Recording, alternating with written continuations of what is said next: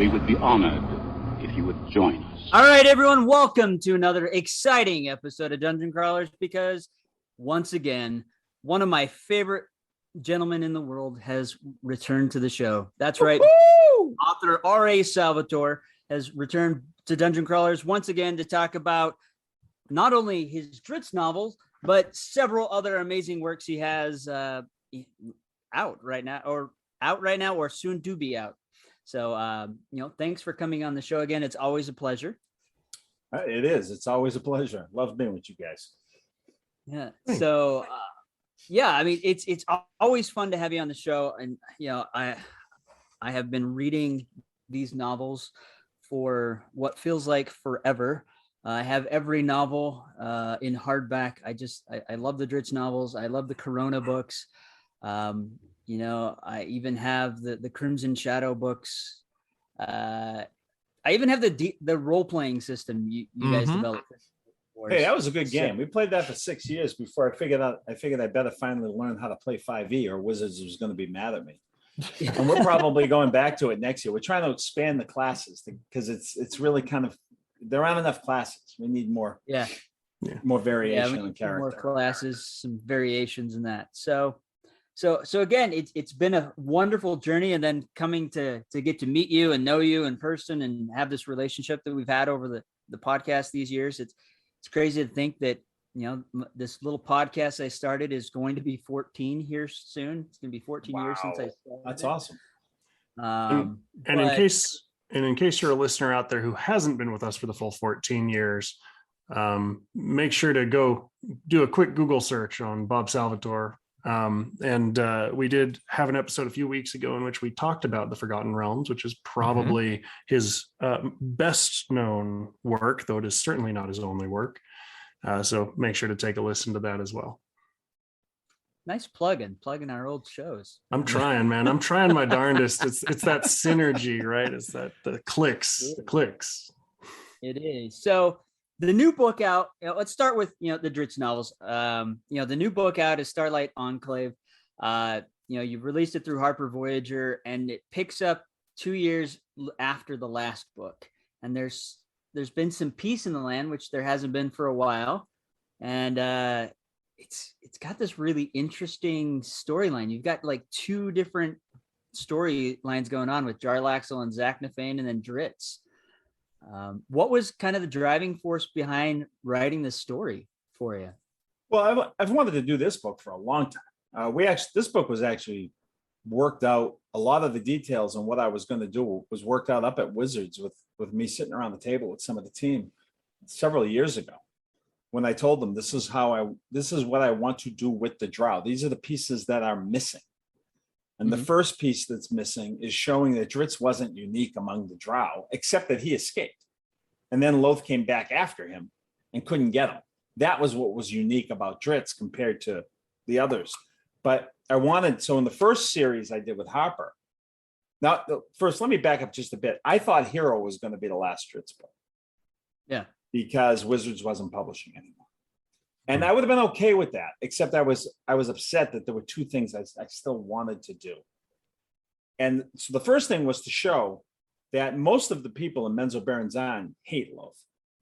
They have no use for her. They know this is a wicked, nasty culture that she's forced upon them down there. But what are they going to do? It's bad enough when we have an autocratic, a dictator in our world trying to hold people under his thumb. We have the internet, and they can cross a border and escape if they can get out, right? We've been seeing this throughout human history. If you live in the Underdark and you're in a little cavern, all you know is what you're taught. And you also know that part of what you're taught, because it's true, is if you leave, you're probably dead within like 2 days of walking out of that city alone. So the Generations trilogy, the backstory on Jarlaxle and Zaknafein was meant to show just how much discontent there was underneath and how many other Drow. And it's always been hinted at in the series. I mean, the people who call the Drow evil in the series are the surface dwellers. The Drow don't think of themselves as evil, but a lot of them know that a lot of these practices really aren't cool. Yeah. So that was Generations. And then the second thing I wanted to do with the Drow, and again, this was even before the new sensibilities, although you could see it was beginning. Yeah. Would show that the ones that had never been influenced by Loth would have a very different take on the world. So I want, and I always love creating a new culture. That's like my favorite part of writing is creating a new city, a new culture. And so I wanted to do that. And it had to make sense, and it had to fit in, and it had to be a logical difference from, and it had to be just as unique. I wanted the new city to be just as, you see the way they make their clothing, the way their blood sport, their whole way of living. I wanted to be just as different as Menzo Berenzan was from the norm of where I was writing.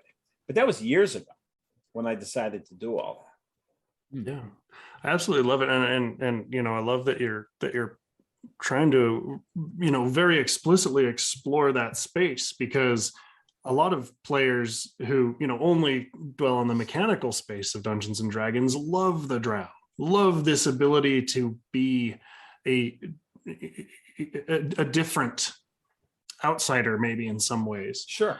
And I think that a lot of people really connect with that. And I also think that maybe leads to a lot of some of the upset and the bad feelings that people have felt as they take a surface level reading of a very deep and complicated background and culture and story. I think that's hugely valuable to be exploring that. Oh, it's absolutely true. Peter Atkinson was on Twitter about a month ago, and he was saying how he wants to devote the rest of his time working in the gaming industry into making sure it was more inclusive and just it became a better community, and just to help bring it forward. And he was asking for advice on how to do it. My advice to Peter was just do it quietly and don't tell anyone you're doing it. One of my big regrets, honestly, about Starlight Enclave is that it was given away before the book came out. The story or parts of the story, the superficial parts of the story.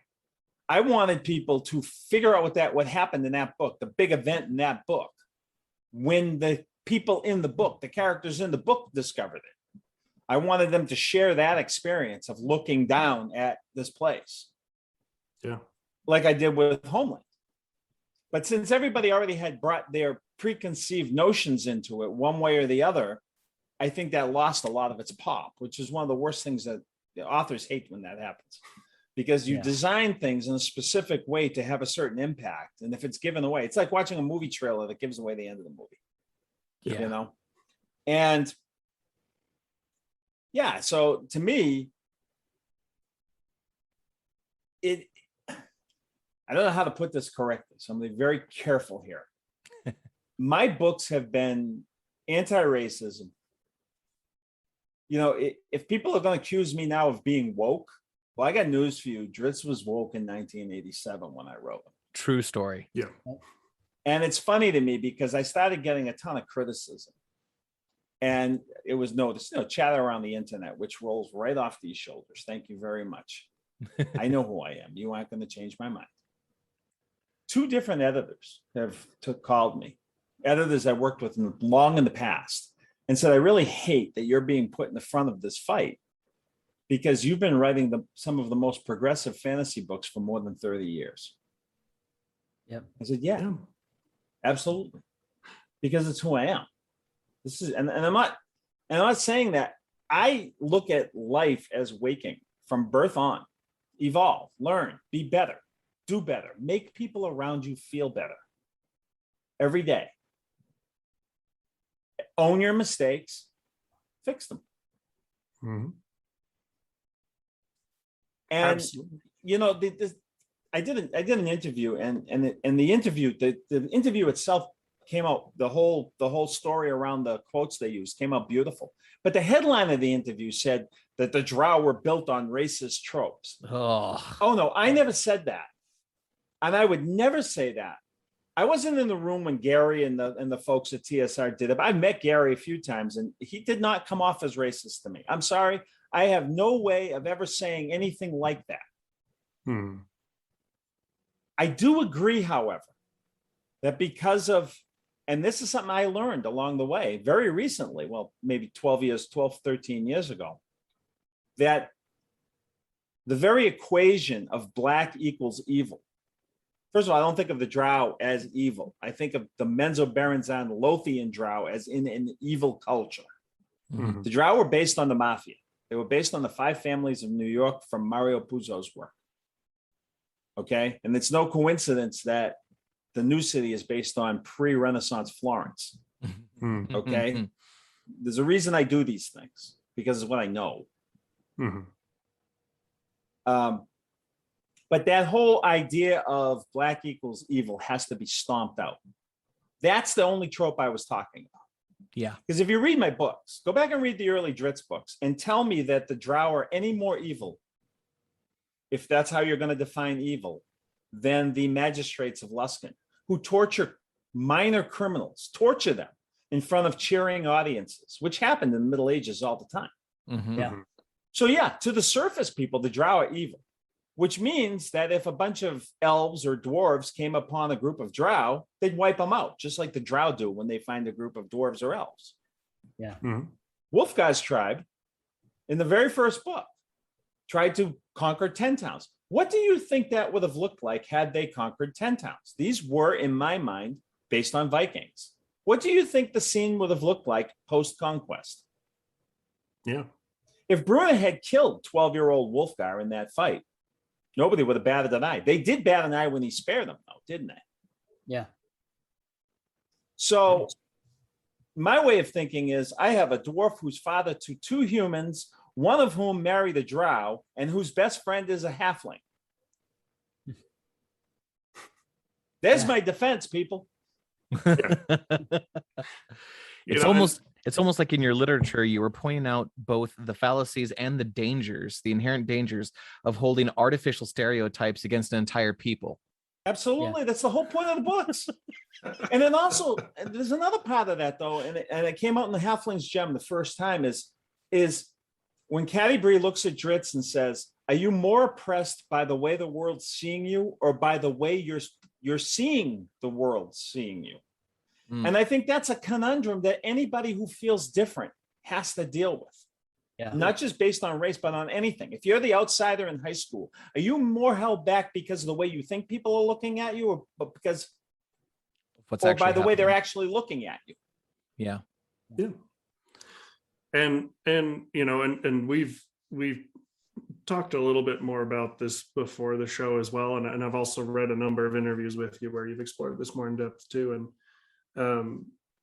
you know, there is a huge important difference between people who are actually being abused, actually being stereotyped, actually being cast out, and people who are, to use the popular term, white knighting, right? Coming in and trying to fight against an oppression that may or may not exist. And the big message that I've always taken away from your works and from the other conversations that I've seen too is like, we need to go out of our way to be the heroes of that story, right? We need to find the ways to sometimes just escape if you are the Dritz character, or to go and be the person who overthrows the system when it does need to happen. And one of the things that we've talked about a lot on the show here is that, you know, fantasy and storytelling is one of those places to practice that, right? Practice Absolutely. overcoming the That's a great prejudices, point. practice overcoming the evils in the world and recognizing them for what they are as early and as often as you can, and learning the nuance as well. And That's a great point. And I'll add, though, one of the other things we have to know our place in the fights, because the fights are real. Yeah. You know, and the people, the point for someone like me, I'm an old white guy. And that's privilege. Just being white, a white guy, growing up when I grew up, gave me things that my sisters never had. yeah, Okay. And gave me opportunities that a lot of other people, we were talking earlier before we came on the air about the Hispanic community that came into my hometown and make me feel like I felt when I was a kid. I had opportunities they didn't have.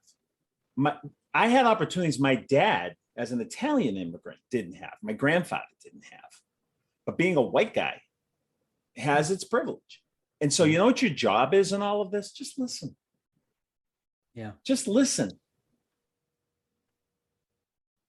you know? Absolutely. So I'm not going to get into the,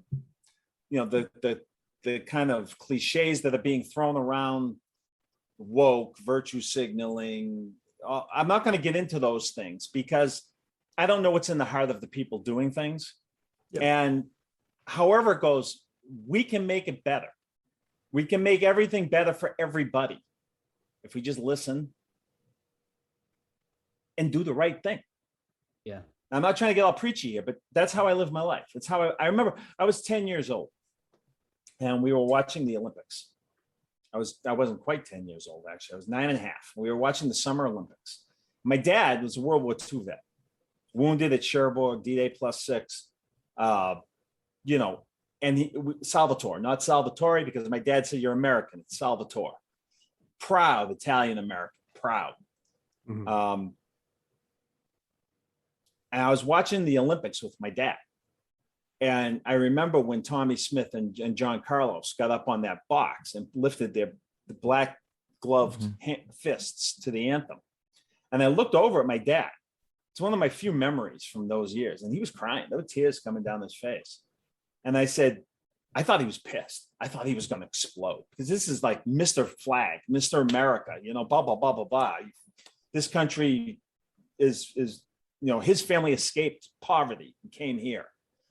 Country gave him everything. And I said, Dad, are you mad at them? And he said, Bobby, I didn't go to World War II to fight for a piece of cloth. I went to fight for what that piece of cloth stands for. That is what the piece of cloth stands for right there. Never forgot that. Never forgot that. Yeah. Dr. King said that riots are the language of those without a voice, right? Yeah, I might be misquoting that slightly, but absolutely. But that being able to take those moments to speak, to call attention to problems, and also to be an active cog in the wheel that helps to solve them. I always thought when I watched that St. Louis incident a couple of years ago, when the two came out with their guns because the march was going past their house, they just come out with some bottles of water in the summer heat. Yeah. How much better would have that been for everybody there? Yeah. Yeah. Because that's what I would have done. I would have gone to the end of my driveway with a case full of water and said, here, it's hot. Take some water. Whether I agree with the protesters or not, I would have done that. Yeah. That's how you learn. And it's interesting that we're talking about the experiences that have kind of helped to shape who you are and have helped to shape some of your writing and your ethos and things like that. What then have you learned now in 40 years of writing, maybe more? My brain might be doing the math wrong there. I've been writing for 40 years. I've been published for 34. Yeah. My first contract was 87. So what are some of those things that you have He just made me older. Learned? I'm sorry. I'm supposed to make the guests look good. I'm trying to set it up here. Is like, that's a long time to be actively published in writing. What are some of the things that you have come to learn in the way that you express your voice and your experiences to be a more effective author and to send more effective messages? See, I'm not so much trying to send messages, though. That's where you have to start that answer. Because to me, writing is a way I make sense of the world. So I have questions like I wonder. I felt like an outcast in high school. I was a really good athlete in my neighborhood. I was the quarterback every time we played. I was a really good hockey player. I was a really good baseball. I was a good athlete. But I went through puberty really late. So I was like the smallest kid in my 9th grade class. Plus I had this knee problem where something had grown too fast. And every time I walked, my knee clipped. I was in pain all the time. I was on a cane half the year. So I became like this outcast because of sports. Sports was everything in junior high, right? And I never got over that because I was painfully shy. So I went through my high school years as an outsider. Really. I got picked on early and then I grew a lot, started weightlifting, started boxing, and stopped getting picked on. But I was an outsider and I was held back a lot by those early experiences. Like I never asked a girl for a date in high school, ever. Finally, I got to college and realized my life was going by and I wasn't in it. So I forced myself out of that shell. But I was always wondering what it was like if for people who couldn't escape that, who whether through gender or or race, I don't like using that word, but through skin color, we'll use that, okay, or cultural background, couldn't escape it. I always wondered what it would be like to have that whole situation that I went through for a very brief moment in my life just be the reality that you couldn't escape. And so I created Drizzt, because then he was going to show me. And that's what I tried to explore in my books, by putting him through the experiences that I knew that people I had met went through. And it's never been perfect. It's oftentimes not been right, I'm sure, because I'm not them. But that I write to learn. I write to put the hard questions about life, about what's after life, about ethics, about racism, about sexism. I put those things in front of me and try to wind my way through it. We're all trying to wind our way through this muddling road, right? I do it for me. I publish because they pay me, and that means I can do more. So I'm not trying to put messages in my books. I'm not the Pied Piper. I'm a guy who's on an adventure, and I'm thrilled that other people are on the road beside me, maybe taking the same things I am, maybe taking very different things from it. And I don't want to give people answers. I want to make them ask the questions. They can find their own damn answers. That's something I've really enjoyed about the books. It always seems like, when I've read them, whether it's the first time through or I've reread them, there's always a message or something I take away from the story, or even the monologues in many of the Drizzt novels. There's always something I'll read that, and in the time I'm reading, it's like, okay, that's an answer to something I've been thinking about or pondering, and it's just because of my interpretation of it. And the thing that I do really enjoy is every character always is trying to assess the situation and be the best version of themselves in that situation to help out. I'm an optimist. Yeah. I mean, even Jarlaxle, an amazing character that has survived in probably one of the most difficult situations. Though he could not escape, he still tried to make the best of it for himself. And instead of being selfish, tried to rescue and bring others into this little society he was building to protect them and to give them an opportunity, which I always found amazing. Well, when I did what I thought was Intrari's swan song was the Sellswords trilogy. And I thought after Redemption that he found in the third book, Road of the Patriarch, right? When was that? Yeah, that was the third book. It's been a long time, a lot of books. But to me, who else could find redemption by threatening a priest, right? Because when they burned down the chapel or the temple, whatever it was called in the book, and he said to the guy who survived it, all right, listen, you rebuild that and you live up to the promise that you were giving the flock, or I'm going to come back and burn it down again, and this time you're going to be in it. To me, that was redemption for Artemis Entreri. But then, and I thought that was it, you would believe the emails, like dozens and dozens of people saying you can't end it there, because this was also after the short story came out that explained kind of Entreri's early childhood and what happened to him. I was getting letters from people who had gone through things like that, and they said, he's survived. We have to see him surviving. And so I had to beat him up again through the Generations trilogy, right? Again, he had to find out the cost of his bad acts with the character who was really conscience personified because of the breaking of the phase rest, right? You had this character in that book who was literally conscience and walking around and able to make people pay for their crimes. And I don't think it was until that, it's when I realized that for Artemis Entreri to ever find a path, he had to be able to look himself in the mirror without loathing what he saw. Yeah. And people wanted more of that. So yeah, I get about 5, I'm not even exaggerating here. I get about 5 PMs or emails a day from people for years and years and years, every day, from people saying, your book saved my life, or your books helped me become who I am today. And that is terrifying. But it is humbling. It's inspiring. It means that I'm not giving them answers. It means that they're reading the books and they're asking themselves questions.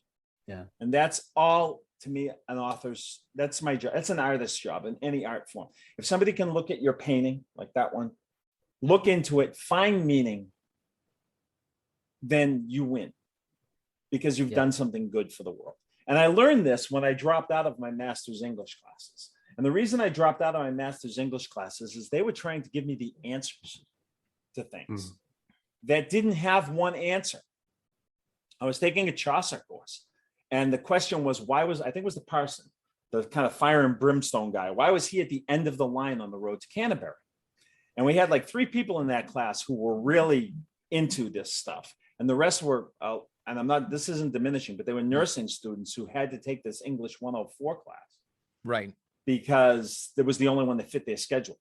But they were still interested in working, but they didn't have like the background of the lit student, me, the philosophy major, and the other lit student, where we were already ready for 104. They should have been in 102, right? Because they didn't have time to put the kind of effort into this. They were nursing students and they were trying to learn millions of things to get through the degree. But anyway, so the lit student came up with this, told the teacher why Chaucer did that. And the answer was, no, you're wrong. And I was like, wait, that was brilliant. What do you mean you're wrong? And they just shut up. Now, by this point, I was back in college. I was already a published author. I had like 4 books out, but nobody really knew that in the class. I didn't want them to. And then the philosophy major came up with this amazing answer. I wish I could remember it. And he was brilliant. He was a brilliant kid. And no, you're wrong. And I started laughing because it was brilliant. And why are you laughing? I said, why are they wrong? What's the answer? Well, what do you think the answer is? I said, no, you know the answer, apparently. Tell me. And the answer was because the parson at the end of the line could see if anybody strayed from the path and bring them back.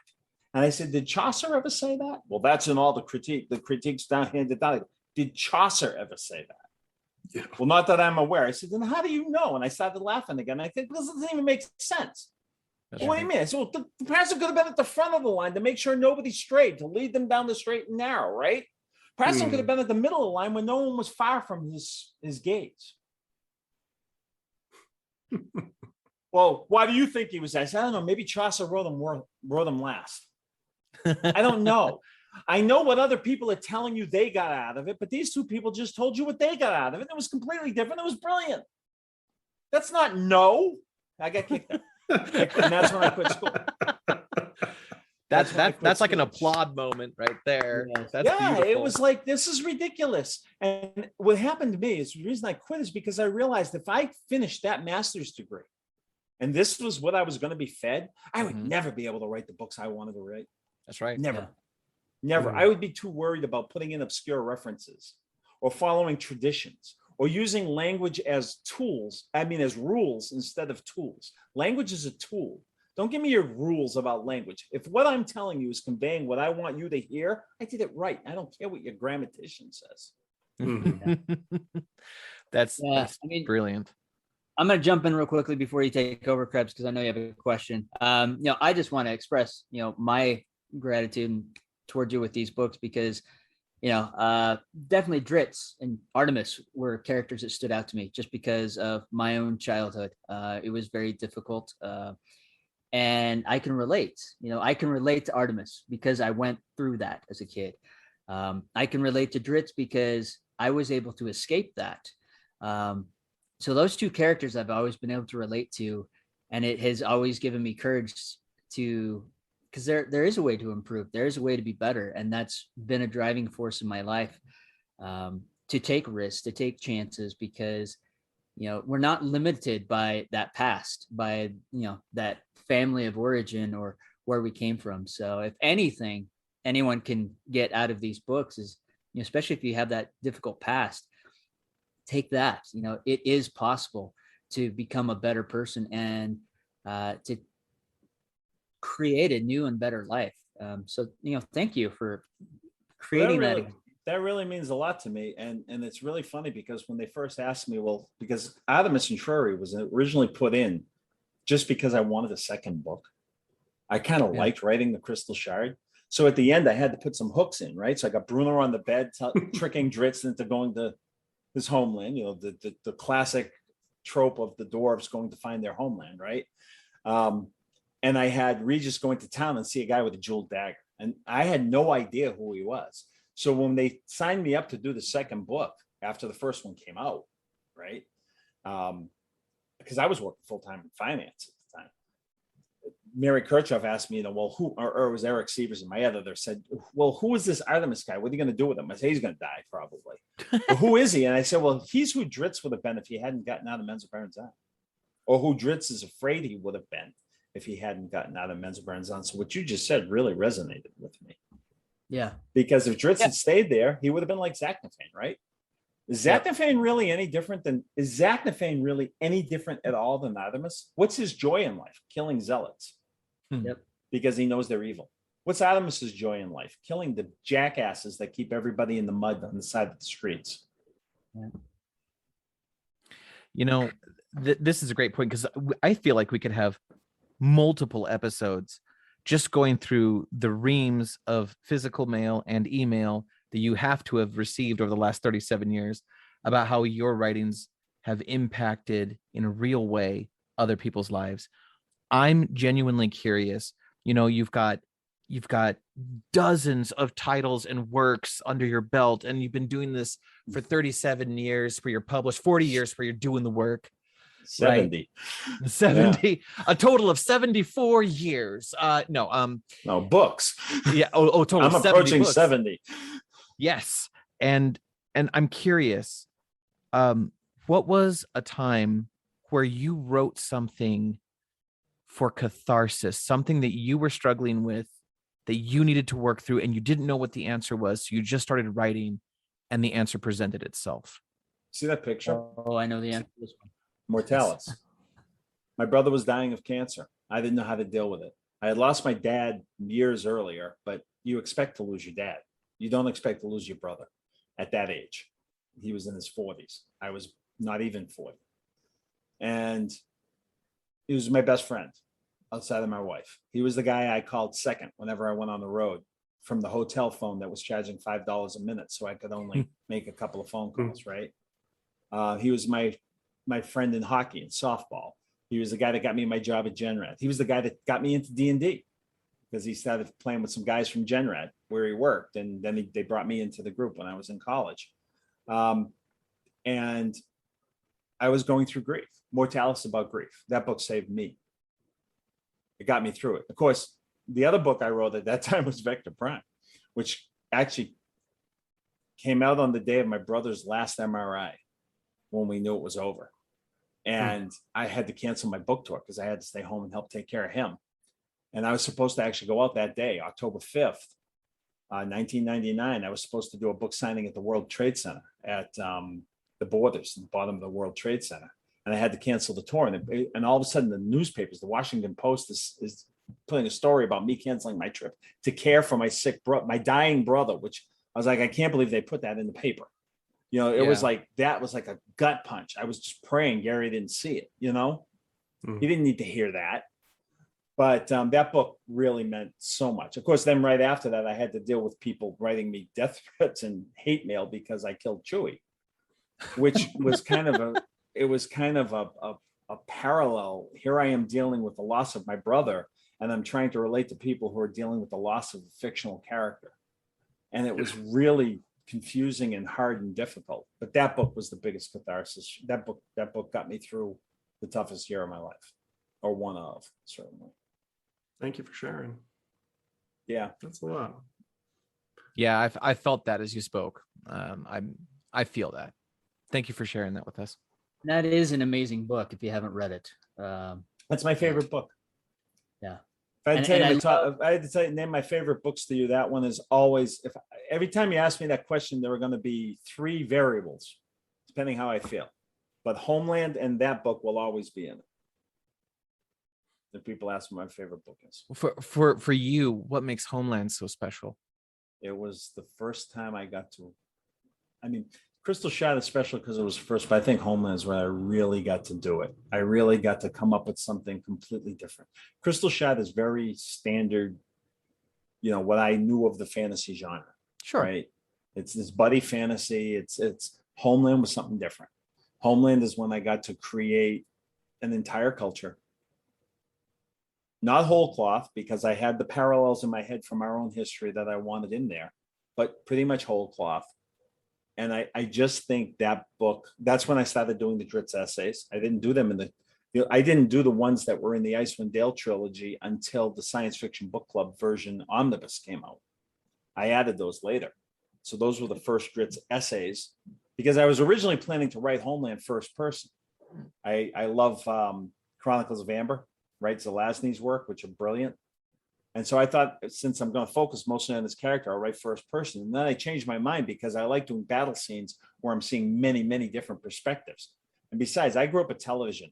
And what that means is that I'm okay with point of view shifts in books, because television is nothing but point of view shifts. Think about it. You're watching Friends, right? Ross says something, Rachel says something. When I'm writing a book, I feel like I'm an actor playing all the parts in the book. That's right. Okay. So I didn't want to lose all of that. So I decided I'd do these essays at the beginning of each section and see if it worked. And some people hate them, by the way. Some people hate them because they think Dritz is preaching to them and it makes them uncomfortable. But the truth is he's not. This is a journal. He's writing to himself. Yeah. But some people love him. But for me, it was when I was able to, I think, take a big step as a writer to be more honest. Because here's the thing. I've always said that being a writer is like walking naked down through Times Square on a busy workday at noon. Because if you can't be honest, if you can't put it out there, don't be an artist of any type, because it will show. Your characters will be limited. Your work will be limited. You have to be honest. You have to just throw it out there and hope that, and you're going to get beat up no matter what you do. I mean, it doesn't matter what you do. It doesn't matter. You can bring people joy for 15 years with your books and then hit one that they don't like and they'll hate you forever. It's just the reality of the world. Being an author is like writing that perfect piece in second grade, thinking I wrote the perfect piece ever and getting it back with red marks all over it. That's what being an author is. You got to deal with it. You got to just grow that thick skin and deal with it. But you got to be honest. And that's why it can hurt, because you're being honest. It's kind of funny because I've been thinking through, right, like what you're saying there, being honest and some of the things that were going on at that time as you were dealing with, because I lost a huge portion of my memory last year. But as you were talking about Vector Prime, I'm like, I know that book, and it came back. That is actually the first book of yours that I read, funnily enough. And that was one of the things that got me into your books, as well as into some of Tracy's, funnily enough. But just thinking about, that critical time in my life and having a lot of those memories coming back as I'm thinking about it. That's one of the seminal lessons that I've had to learn over, admittedly fewer years, but is that critical piece. And my first business was writing and arranging music. And I had a guy come up to me after a concert once talking about, oh man, did you hear such and such an arrangement? And the arranger clearly was trying to go for XYZ. And I just sat there and said, no. But it led me down the path of trying to try to imbue meaning into every single little thing that I did. And I think that rings very true to say that, that in the times in which I have seen myself or other creators be honest in their works, going into it with the real intent of that curiosity of discovery, of asking the questions to yourself. Absolutely. I think it leads to a much stronger thing. Funnily enough, as we're also talking about this, I know that you've got a young adult book that's coming out, I think next week, right? Next week. So talk about that for a minute. What's going on there? Yeah, what happened was Temple Hill, the studio that did Fault in Our Stars and a couple of, I think they did the later Twilight movies. The guy from Temple Hill, a friend of my agent, he wanted to talk to me about doing a book for them. And I said, why don't you just do The Highwayman? It sounds like exactly what you're looking for, because I love The Highwayman. It's one of my favorites. And he said, no, we want something new. But we wanted young adult. And I was really busy. I mean, I've been doing the Dritz books and Demon Wars. I'm working on a Demon Wars book now, by the way. Pirates. And Nice.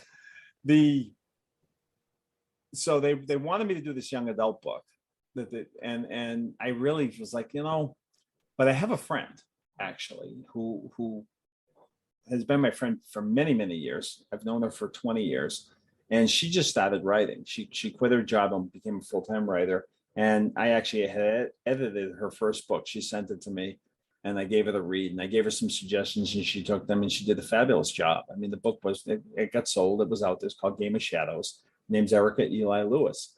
And Erika is a dear friend to me and Diane. And I knew she could do it. And so I said, well, how about if I write it with someone else? And he said, yeah, that'll work. Gino? And I said, nah, Gino's busy. He can't do it. But I have a friend who knows, and Gino, I don't know if he could do YA anymore because he's not a kid anymore. He did Stone of Tomorrow with me, which were YA books. Supposedly, they're just Dritz books. But so Erika and I sat down and we did The Color of Dragons. And it was a completely different experience because it's a very different genre than adult fantasy.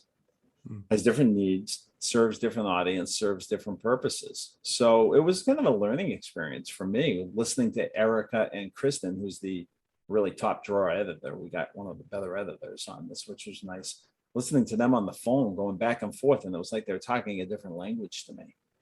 So I got to learn an awful lot. But we did this book called Color of Dragons, and it's coming out next week. And kudos. Erika did most of the writing in it, and kudos to her because she just knocked it out of the park. And that was my first collaboration with someone who wasn't my son, so I couldn't just beat him up if he got me mad. It was, but it worked out well, and I'm really thrilled with it. It's coming out next week. It's a standalone. It was just something different to try. Like when I do video games, something different to try, and it was a very worthwhile experience because of Erika. Congratulations. She did a fantastic job. Congratulations to her too. I'm excited to get it because unfortunately, not unfortunately. Fortunately, if it just has your name on it, I'm going to buy it. It just happens to be getting some great reviews. Yeah, it's getting some great, which makes me happy. But and plus it has dragons in it, so it has dragons in it. Yes. Yeah.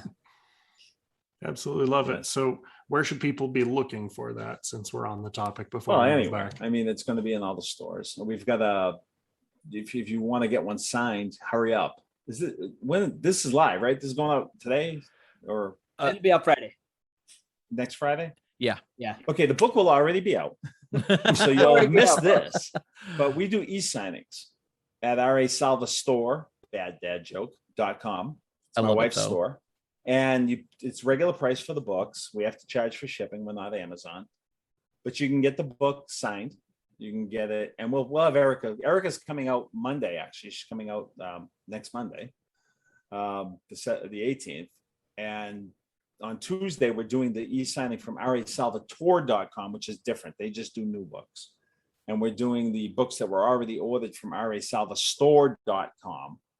But Erika will sign a bunch of the other ones and because Diane buys extra because we'll have them up throughout forever. And then we'll just do book plates when that doesn't work. Or we'll just have her sign them when we're out in California because she lives near where we do in California. But so they can get the books there. But you can buy any bookstore should have them. I mean, it's a Harper release. It'll be everywhere. It's already been sold in a bunch of different countries. And it'll be everywhere, I hope. Nice. So unless they're all sitting on some ship off the port of LA, you can't get in. Yeah. Oh man, that juju. Let's not get into that. Yeah, right seriously. Seriously. I'd like to have a Kickstarter coming, do with stuff coming from China. I've been there, thank you. Yeah, I know people who have. It can't be fun. Yeah.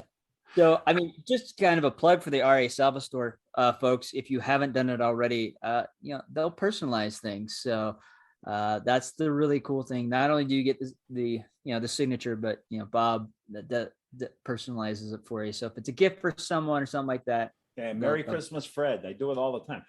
Can I make 2 suggestions on that though? Go ahead. Please. First, make sure you remember I'm the one writing in the book, not you. So please don't put to my dearest wife, to the love of my life, because I won't put that in there. We say, because first of all, my wife's there when I'm signing them. And second of all, that's your message to them. You write that in the book. Have me write something else. And you don't even have to put anything for me to write. Just say, please personalize it to someone, and I'll just come up with something that's pertinent to the book. And then the second thing is, please don't put a quote or something you wrote in the book that's this long.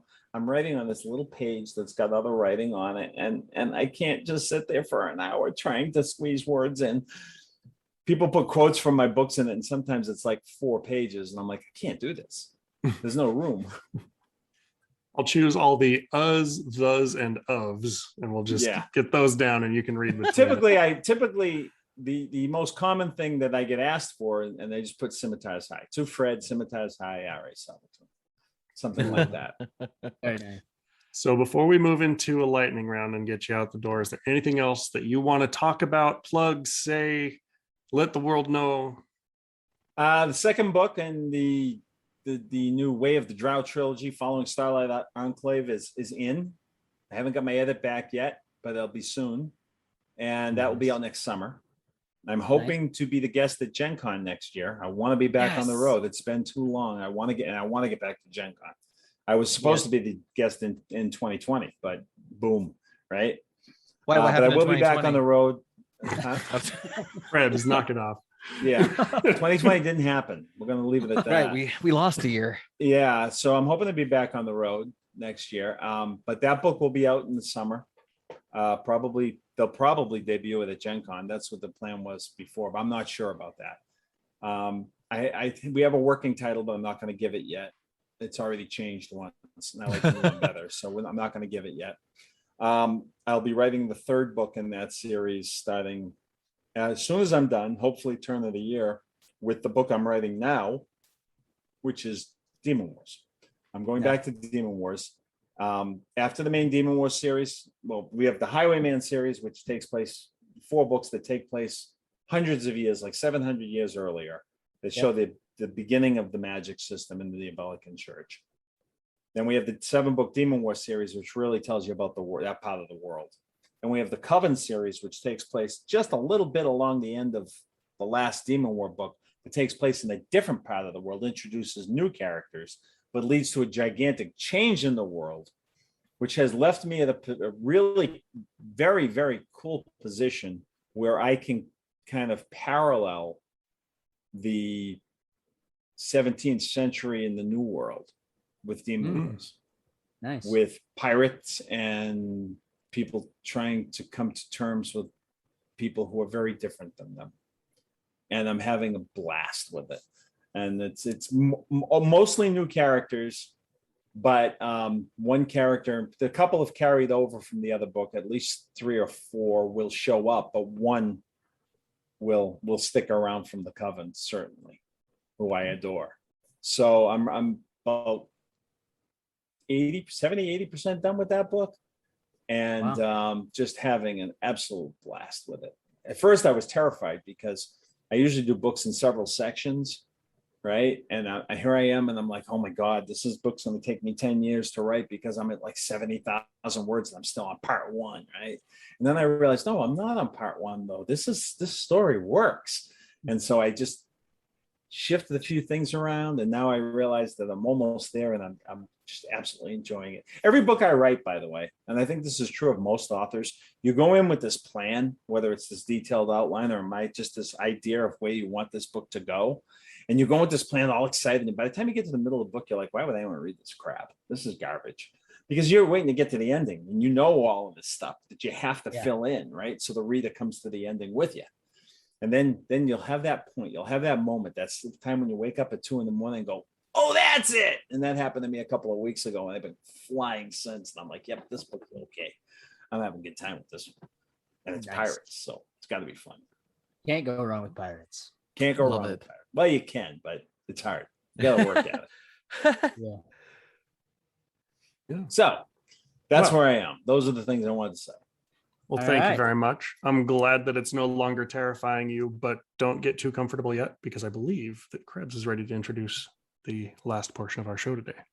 Yes, I love to inject a little lightning round in there where I'm going to ask you a series of questions where we want to have just really super brief and fast off the top of your head answers. That's hard for me. I'm not a short story writer, but go ahead. That's okay. That's okay. That's okay. We're down with this. We're gonna start easy. A couple of softball questions. You're a softball kind of guy. You're a baseball kind of guy, so we're okay. We got this. Here we go. All right. Question number 1. What was your favorite nickname that you had growing up as a kid? Bobby. Bobby. Great. It's still What's your Bobby. Bobby was my favorite player. Did you ever watch Bobby's World, the Howie Mandel cartoon? No. Just curious. What's your favorite color? Blue. What's your favorite food? Wait. Purple. Ah! Okay, no, Used that's to great. be blue, but I've kind of moved. I've shifted. What's your favorite food? Now it was chicken. Now it's fake chicken. There you go. Tofu. I've gone vegetarian mostly, vegan mostly. Yes, and good Still on like you. And you chicken. look great, by the way. For those, Feel we great. do a podcast. The audience cannot tell, but you look great. If you could live as one and only one of your characters for a day, which character would you live as? Oh my God. Owlin from Coven. Why? Because she's badass and she has magic and she can get in the minds of animals and she can fly over the birds. And she can, you know what I mean? She can put her mind, she go right into the mind of a bird and fly. Right. I mean, come on. Yeah. It's pretty amazing. It's pretty amazing. She's and awesome. then finally, what is your stance on 1983 sci-fi fantasy Kroll? It was a movie. 1983. I know it was a movie. In 1983, I was working 3 jobs and getting ready to get married. And the only thing I know about Kroll is in WoW, you can buy swords for your warrior called Kroll blades, Krol. That's all I know about it. So my stance is I missed a lot of the world when I was that age. That's fair. That's fair. You know what? You're right. We should have a watch party online sometime. We'll set that up. I don't think so, but I'll do Freaks and Geeks with you. Oh, Freaks and Geeks! That's like my favorite show. One of my favorite shows. It's a fabulous show. Well really, played. what a cast. Oh my God. Oh my gosh. What an what a seminal show, you man. Cannot be a man my age who went to high school in that time and not wish that every girl in high school was Linda Cardellini. Dude, just seriously, the way she acted, she was seriously amazing in that show. Yeah. Fellow dungeon the crawlers. last episode of that show. The last episode, only 13 episodes, I think, something like that. Yeah, it's very one season. When what's his name? The actor that played Daniel. Not Jason Segel. No, not Jason Segel. Not Seth Rogen. James Franco. James Franco plays D&D with the Geeks. And does Carlos the Dwarf. Come on, Carlos. And the Grateful Dead part of it. And I'm not even a Dead fan, but I wished I had been after watching that show. I mean, it was that show. Judd Apatow just knocked it out of the park with that cast. Absolutely. So yeah, we're gonna do Freaks and Geeks. Any more, or am I done the late? Nope, that's it. That's you all. Survived. You did it. Sometimes it's a crawl, sometimes it's a sprint, but you know. Sometimes it's a crawl. Did you just say that? Yeah, he did. I absolutely would no such thing. When we get to advanced Zoom, we'll be able to flick people's noses through the screen. I'm going to work on that feature right away. Hey, you are a programmer. That's right. We're doing that. For right now, I am protected by. I came up with IRA Salvastor. I mean, I probably deserve it more than you do to get hit with it. I've heard that like 4 times now, and it's still funny. But I'm also a dad of 2, so I don't know. Maybe it's a dad thing. When I said it, my wife just looked at me with the rolling eyes, and everyone else groaned. And then they used it after berating me for 20 minutes. They used it. It's why you're a prolific writer. You're a genius with the language. That's what it is. Or I'm just so stupid, people are entertained. I think either way works for me. I don't care. All right. Well, it's time to wrap this show up. So, folks, if you haven't already, go out, pick up a copy of Starlight Enclave, and pick up The Color of Dragons because it's available now because this episode has come out at that point. So, pick up both of these because they sound like amazing books. If you have not already read any of the Demon War series, go out, pick that up, or even any of the Dritz books. You're missing something amazing. And again, thank you for coming on the show again. It's always a pleasure. It's always a great conversation. I hope there will be many more amazing novels to come because I have plenty of empty bookshelves that I can continue to put your books on because I just love them. I'm working on with that. I'm working on it.